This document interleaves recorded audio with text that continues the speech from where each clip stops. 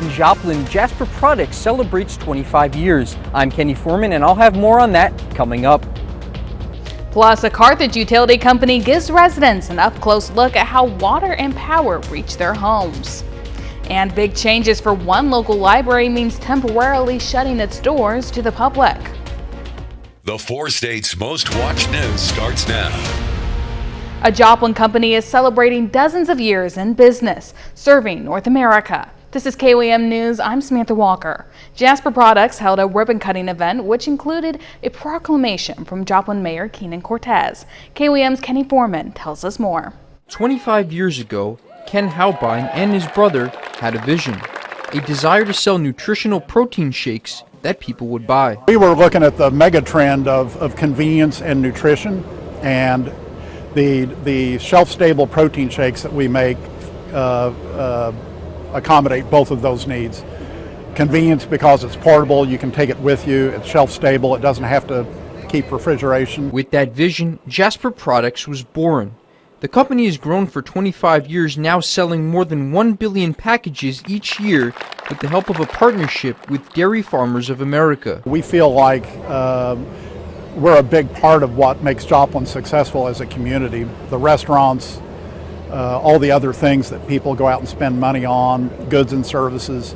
A lot of the payroll that flows through this operation ends up in the community. Several employees have been there for 25 years. It's a testament to the resilience of our community to have such a steady, stable company in our community. I think it reflects upon our community well that we are a good place to raise your family, get a good job, have a good income, and have a great quality of life. Over the years, Jasper Products has managed to become a household name here in Joplin.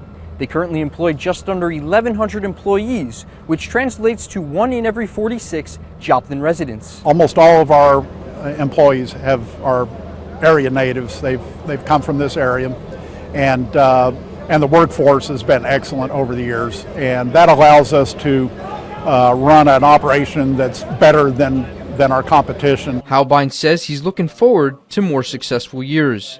In Joplin, Kenny Foreman, KOAM News.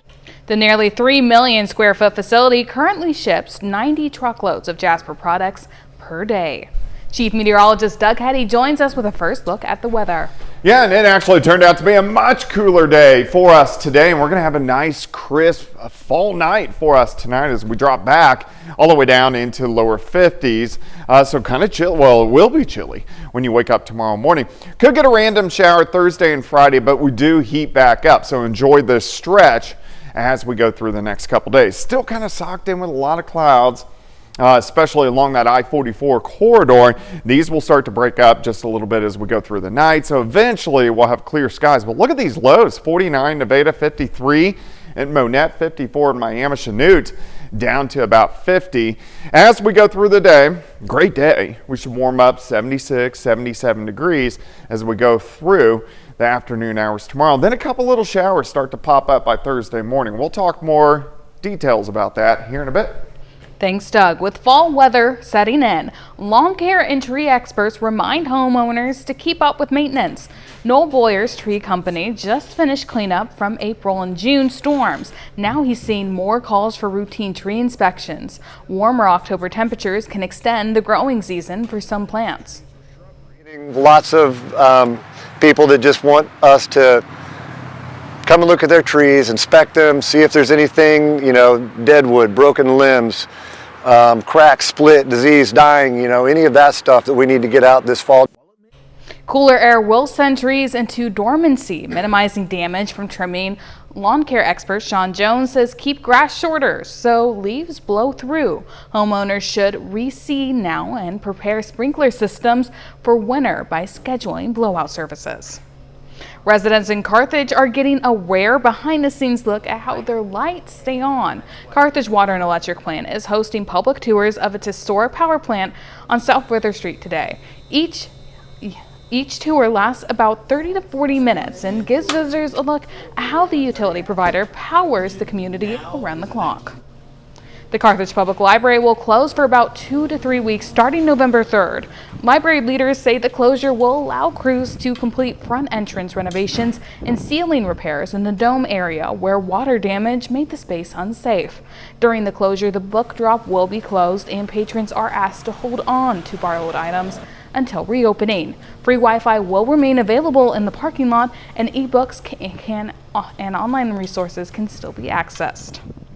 Pitt State introduces a lot of new faces to the tip-off this year's men's basketball season. Sports Director Ryan Blake takes us inside Media Day. That's coming up, but first, a community continues to clean up. The fight for environmental justice continues in Miami. I'm Blake Gully. I'll have more from the 27th Tar Creek Conference coming up. For 27 years, the Tar Creek Conference has united community voices and scientists in a push for a cleaner, safer future. This week, the conference kicked off with a message of hope. KOAM's Blake Gully has more on the group's fight for clean water. It's been nearly 3 decades of conversation and collaboration around Tar Creek's recovery in Ottawa County, Oklahoma. And this year, that mission continues. Opening the conference, Miami native Joby Taylor reminded the crowd what keeps that mission alive. Hope. If we think about hope as only a feeling we're having about how's this going to go, or a kind of a prediction of what's going to happen, to this area, then we do place ourselves kind of on the edge of despair. For organizers, it isn't just about what's happening at Tar Creek, but where that water goes next and how it can affect people along the way. What happens with Tar Creek is it flows down heavy metals every day. They go into the Neosho River. That goes into the Grand Lake of the Cherokees. We're connected by water. So what's in the water can be in us. So if we're eating the fish from that lake, from these rivers, we can be absorbing metals that come from us. That gift that we don't want to give. Over the 3-day conference, organizers are encouraging residents to stay informed and get involved, reminding them that lasting change depends on community voices taking action. It is incumbent upon us to be able to go out into our own communities and to say this is enough. And that's what we want to try to do. We want to try to get people who feel that they can't fight, give them a reason to fight. Reporting in Miami, Blake Gully, KOAM News. The Tar Creek Conference continues through Thursday with various events, including updates from the City of Miami on the Grand River Dam Authority's relicensing. A little later, more new faces in the crowd as Pitt State women's basketball tips off its new season with new talent.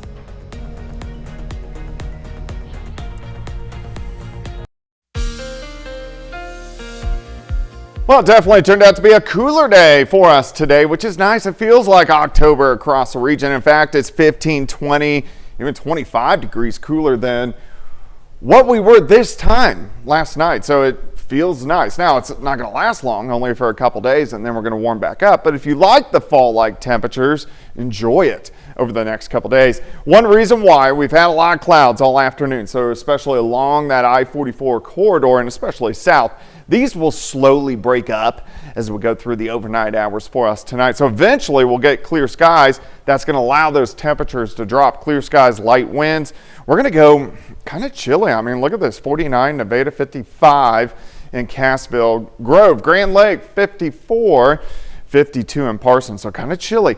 Mostly sunny skies on your Wednesday. Warm, lower 70s by noon. Warm up a little bit more, 76, 77 during the afternoon. Pretty close to where we should be for this time of the year. Average highs, 74, 75 degrees. As we go through tomorrow night, pretty much clear skies again. Drop back, lower 50s. We get some clouds in here Thursday morning, and there could be 1 or 2 random showers that try to pop up on the Kansas and the Oklahoma side. But most of you are going to stay dry. Sunshine during the afternoon. Warm up again into the upper 70s, so a smidge warmer as we go into Thursday. Let's go into Thursday night and Friday morning. Mid 50s again. Notice some scattered showers trying to pop up, so another little wave we'll try to roll through as we go into Friday morning. Here's some good news because it's been fairly dry over the past couple weeks. Rainfall potential over the next week. A lot of areas can pick up quarter of an inch, half an inch, maybe upwards of an inch, which would be good to see. Day planner on your Wednesday, 55 to start, 71 by noon. High temp, 76 degrees. Let's launch into Friday night. Force Day, Friday night high school football, really great weather. 75 at kickoff a game, 7 p.m., 68 by the time we get to the fourth quarter. It looks good right now. Great shot of our Cornell Arts and Entertainment Complex. We're looking northeast right through downtown. Through the evening, it's kind of chilly. We slide back through the rest of the 60s and then into the 50s. Look at this, 63 in Nevada, 70 in Grove, 63 in Chanute. So it looks pretty good. Have a little northerly fetch out of Canada, kind of ushering in a little bit cooler air. Now, that ridge of high pressure that we've been accustomed to over the past couple months starts to build back in as we get into Friday and Saturday, and that is going to build that warmth back in as we go into the weekend. But I want you to notice all this mess.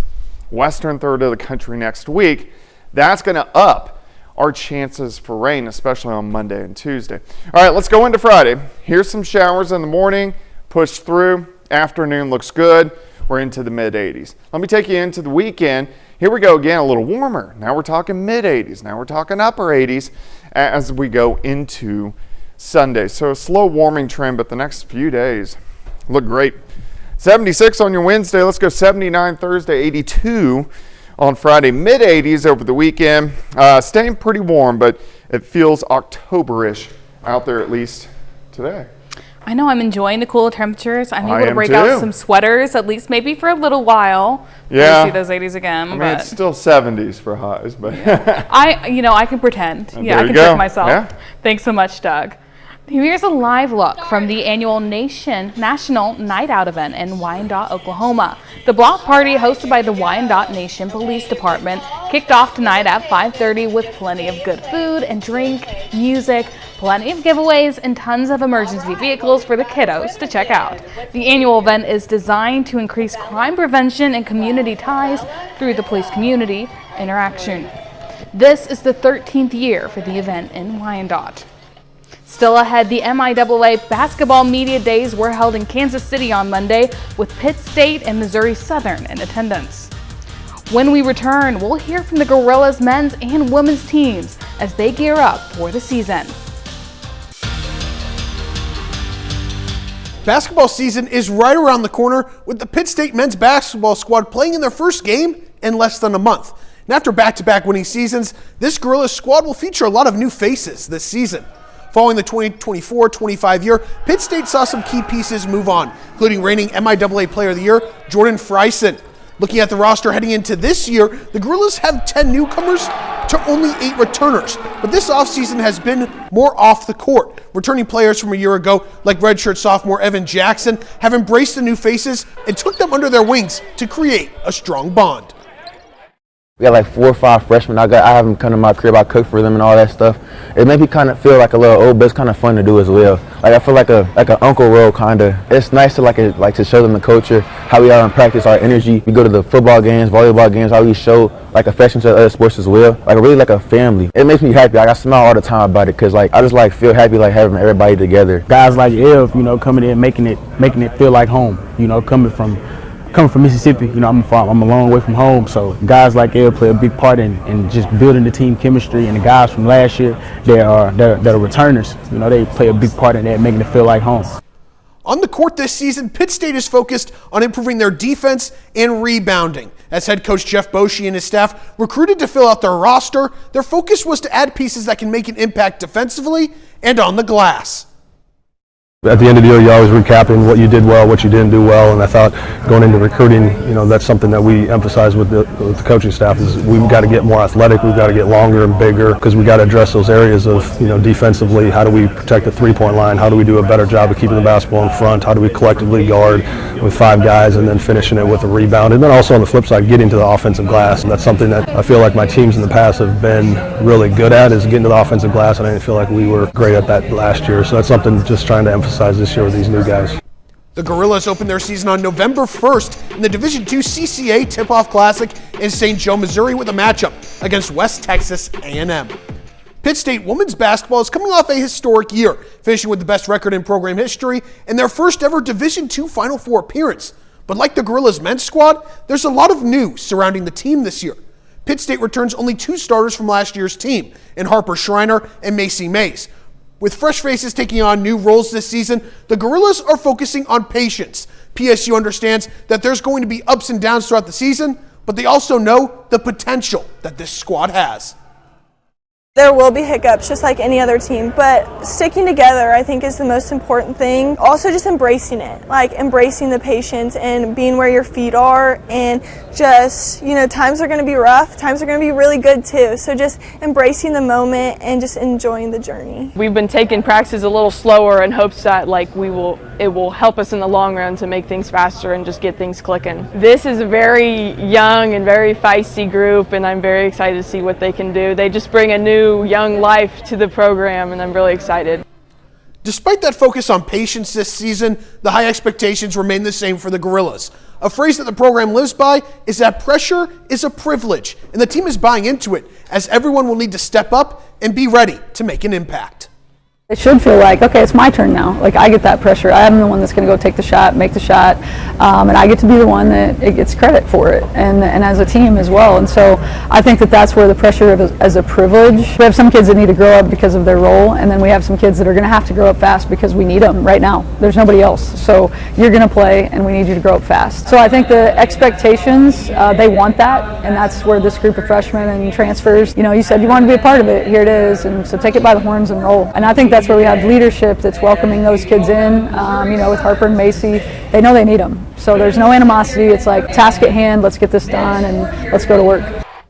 Pitt State opens their season on November 14th in the MIAA NSIC Conference Challenge against Northern State in Kearney, Nebraska. It's definitely fun being at Media Days. Being from Kansas City, downtown KC, is that the college basketball experience. I had birthday parties there growing up, so it made me feel a little bit old being back in there. Yeah, but it looks like it's going to be some really exciting seasons for those Pitt State teams. Especially, and for the women's team coming off the Final Four, the expectations are high, but I think this team's ready to live up to it. Men's team, a lot of new faces as well, but a lot of excitement going into the year. And with how many new players, it's kind of be exciting to see, just how they mesh in and, how they take to the court. Yep, how they mesh in, and then see how they work together on the court as well. Perfect. Thank you so much, Ryan. That's it for sports. We're back after this. Here's a look at what's coming up on KLM News at 9 on Fox 14. Folks preparing for air travel may want to postpone their plans. We'll have the latest on the government shutdown and its impact on the flight industry. Plus, conversion therapy for minors hits the highest court in the country. And the Wyandotte Police Department hosts a meet and greet during the National Night Out event. Those stories and a whole lot more tonight on KLM News at 9 on Fox 14. I know we're enjoying these fall temps. Yeah. It's actually going to be very comfortable. We're going to drop back lower 50s later on tonight. Just about a perfect fall day tomorrow. Mostly sunny, light wind, 76. May get a random shower on Thursday. A little better shot to get some light showers on Saturday or on Friday morning, and then the weekend warm, kind of toasty again. I know I'm enjoying these temps when I'm on the football fields on Friday night. So.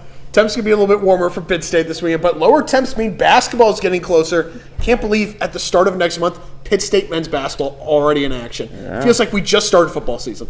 Well, thank you guys so much. Thanks for watching. We'll see you right back here at 10. Let's make it a great evening.